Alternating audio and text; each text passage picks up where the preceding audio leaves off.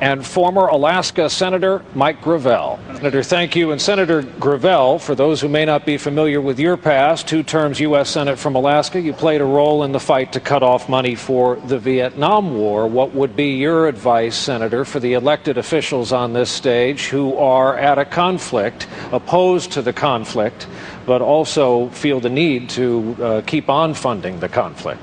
Well, first off, understand that this war was lost the day that George Bush invaded Iraq on a fraudulent basis. Understand that. Now, with respect to what's going on in the Congress, I'm really embarrassed. So we passed, and the media is in a frenzy right today with what has been passed. What has been passed? George Bush communicated over a year ago that he would not get out of Iraq until he left office. Do we not believe him? We need to find another way. That's where I really would like to sit down with Pelosi and with Reid, and I would hope the other senators would focus on how do you get out? You pass a law, not a resolution, a law, making it a felony to stay there. And I'll give you the text of it. And if you're worried about filibuster, here's what you do tactically. They can pass it in the House. We got the votes there. In the Senate, let them filibuster it. And let Reid call up at 12 o'clock every day to have a cloture vote and let the American people see clearly who's keeping the war going and who's not. And that's just the beginning of the tactic if they're tough enough to do it. Senator Gravel, at a forum earlier this year, I want to get this right, you said it doesn't matter whether you are elected president or not, so then why are you here tonight? Shouldn't debates be for candidates who are in the race to win the race? Brian, you're right, I made that statement, but that's before I had a chance to stand with them three times. It's like going into the Senate.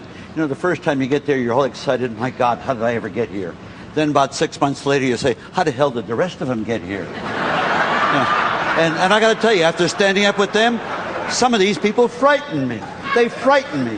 When you have mainline candidates that turn around and say that there's nothing off the table with respect to Iran, that's code for using nukes, nuclear devices. I got to tell you, I'm President of the United States.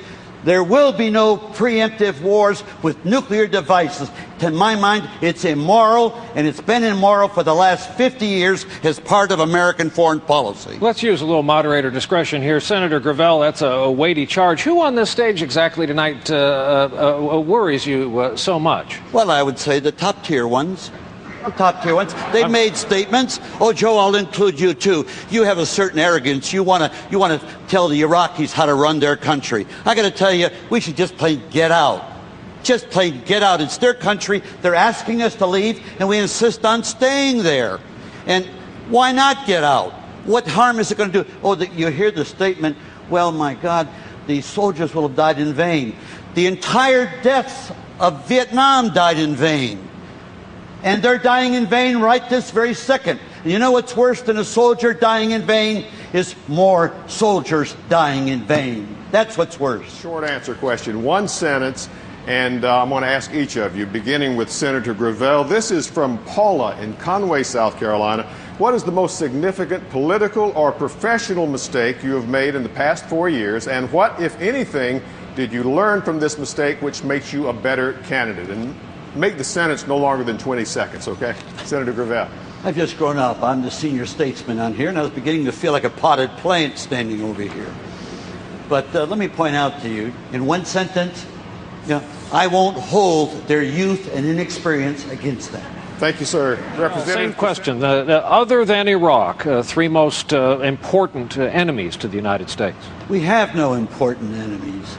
What we need to do is to begin to deal with the rest of the world as equals, and we don't do that.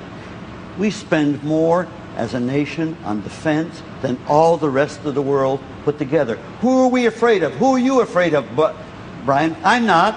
And Iraq has never been a threat to us. We invaded them. I mean, it is unbelievable. The military-industrial complex not only controls our government, lock, stock, and barrel, but they control our culture. Gravel, your 2 terms in the Senate representing Alaska sat on top of course, a huge reserve of oil. With the French system as the model, is the United States, in your view, woefully behind in its use of nuclear energy? No, not at all. I think there had to be a maturation process, and I'm the one that started the nuclear critique in this country.